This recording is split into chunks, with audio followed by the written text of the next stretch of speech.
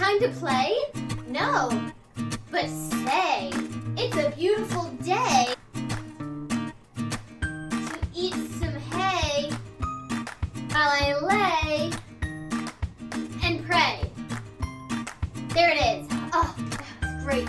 We are learning about poetry today, and I just wrote that poem for you on the spot. I didn't even plan to do that. It just came in my head, and I just got really creative, and I hope you enjoyed it. It was just a wonderful poem. I worked really hard on it, and yeah, we're going to keep moving on here. So today we're starting our unit on poetry, and it is one of my favorite units. It is also one of my students' favorite units. Every year the kids love when we start poetry. So I'm going to open us up with a poem from one of my favorite poets. A poet is a person who writes poetry. So his name is Shel Silverstein. Shel Silverstein. And it's from his book, oh boy, rewind, okay. I'm going to read you a poem from the poet Shel Silverstein in his book called Falling Up. I hope you enjoy it. Now, Shel Silverstein's style is often silly, so he waits till the end and he throws in a silly punchline. So today I'm going to read People Zoo by Shel Silverstein. I got grabbed by the elk and the caribou. They tied me up with a vine lasso and whisked me away to Animaloo, where they locked me up in the People Zoo. Now I'm here in a cage that is small as can be. You can't let wild people just run around free. And I'm fed bread and tea at 2:45, and the animals all come and gander at me. They point and they giggle, and sometimes they spit. There's bars on my cage so they can't poke or hit. And they scream, do a trick! But I stubbornly sit and do nothing but thinking a bit. So if you come visit, just howl, honk, or moo, and try to pretend you're an animal too.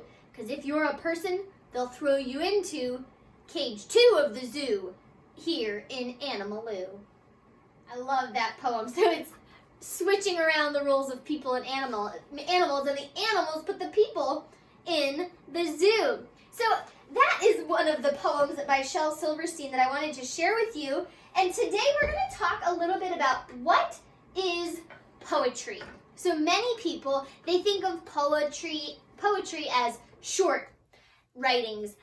They think of poetry as rhyming, right? They think of poetry as having a beat. You sing it or you read it like a song and you keep going on.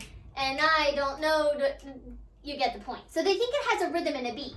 And it often does. But poetry is a little bit bigger as a whole. So I looked up the definition and I tried to put it in some words that were easy to understand because, quite frankly, poetry can be a lot of different things. So I put it together like this. What is poetry? It's writing. So it's words on a text that people, or words on a page that people write.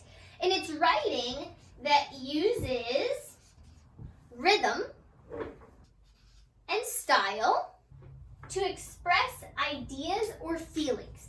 So it's basically somebody writes something and oftentimes it has a beat or a rhythm to which it's read, and it has a style, a certain style that the poet uses, and it's used to express the poet's ideas or feelings. So this poem, Animal Zoo, it was a writing by Shel Silverstein, and it used rhythm. He had a lot of rhyming words, but also a beat to his poem, and he used his own silly style to express an idea. He had an idea, a silly idea, that people would be put in zoos like animals, and so he used a poem to express that idea, and it had a beat and it had rhythm.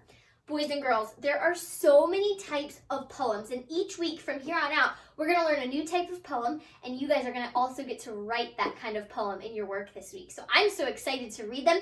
I've written you a poem for the kind of poem that we're learning about this week in our writing. So if you check out the Google Classroom writing assignment, you'll see my poem there.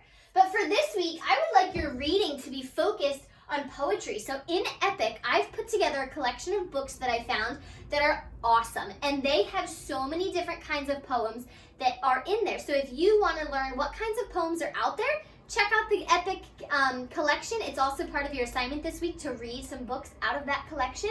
And you'll be able to see just a few of the kinds of poems that there are.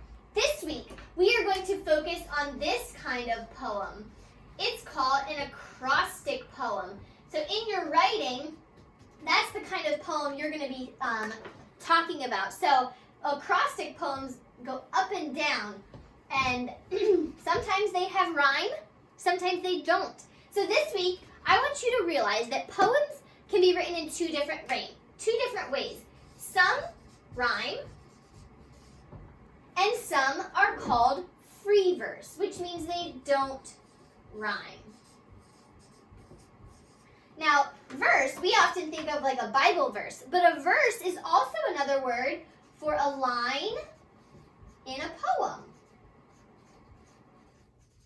So in rhyming poems, the lines rhyme. In free verse poems, the line in a poem are free. That means they get to do what they want. They don't have to rhyme. Sometimes in free verse poems, a couple lines will rhyme.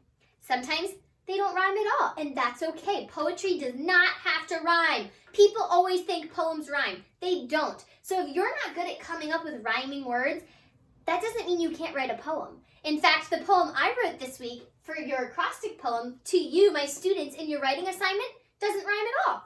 That would be called a free verse poem. It doesn't have to rhyme. So keep that in mind.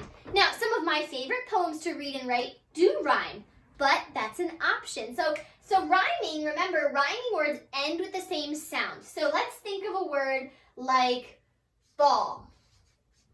Shout out a word that rhymes with ball. Okay, tall. How about another one? Mall. Fall. Shawl. Squall. Like a snow squall. I don't know if any of you saw those snow squalls last week. What was that? Snow in April? That's crazy. Go back where you came from, snow. So we have squalls. I think that's actually a double L. Ball, mall, tall, fall, shawl, squall, small. Brawl. All sorts of words that rhyme with ball. So if you have an interest in writing a rhyming poem, I suggest you write a couple words out that rhyme and then try to put a poem together like this. If I was writing a poem about baseball, I would write ball and try to think of words that rhyme. So I might be able to write like this. My favorite sport is baseball. I do my best not to fall. When I run the bases, sometimes I get into a brawl. That's a fight. But my point is, sometimes it's helpful just to write out the words to come up with a poem that rhymes. Or you can do free verse and you can just write about anything. And it just can be in lines like a poem, and it can be like a story. So anyway, there are tons of kinds of poems. There's poems that tell a story. There's poems that follow a certain pattern and rule, like with their syllables. We're going to learn about those. There's poems that are pages and pages and pages long that are like whole entire stories of people's lives that they wrote in a poem. There's poems that are a couple words long. Poems are awesome. They have so many different opportunities and so many ways you can be creative with your writing, and I'm excited to start that this week. And also, since this is your reading assignment, please check out those epic books. There are books of all different levels, some easy, some medium, some hard. There's books with little short poems. There's books that are all poetry. So check them out. I think you're going to enjoy it. Poems were always my favorite thing to read when I was in school. So I hope you enjoy them, and maybe you could comment on which poem was your favorite this week that you read.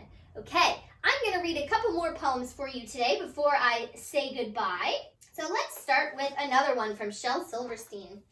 This one is called A Closet Full of Shoes. Anybody have a closet full of shoes, or maybe their mom does? Well, that's what this poem's about. Party shoes with, oh, you know what? While I read, see if you can tell me, is this poem rhythm or rhyme or free verse? Does it have no rhyming? See if you can tell by listening. Party shoes with frills and bows, working shoes with steel toes, sneakers, flip-flops, and galoshes, boots to wear with Macintoshes, brogans, Oxford, satin pumps, dancing taps and wooden clumps, shoes for climbing, shoes for hikes, football cleats and baseball spikes, shoes of shiny patent leather, woolly shoes for winter weather, loafers, roughouts, sandals, spats, high heels, low heels, platforms, flats, moccasins and fins and flippers, shower clogs and ballet slippers, A zillion shoes and just one missing. That's the one that's matching this'n. So as you can see in the picture, this little girl is trying to find the shoe that matches it. She's got all these shoes, but not the one that matches the one she's looking for. Do you ever get that way? Where you find a pair of shoes or a shoe and you can't find its match? I always hate when that happens. Well, there's another poem I'm going to read to you. It is by Ken Nesbitt. And this poem is a narrative poem, meaning it tells a story. So this is a story about I finished my homework. I finished my homework. It took me all night. I tried to make sure I got everything right. I read every chapter the teacher assigned.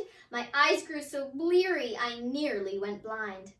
I studied each problem until my eyes burned, researched each detail, leaving no stone unturned. I finished my reading and got out my pen and pulled up a chair at my desk in the den. I answered each question, I checked every one. I wrote out my essays. At last, I was done. By 8 in the morning, I'd run out of fuel.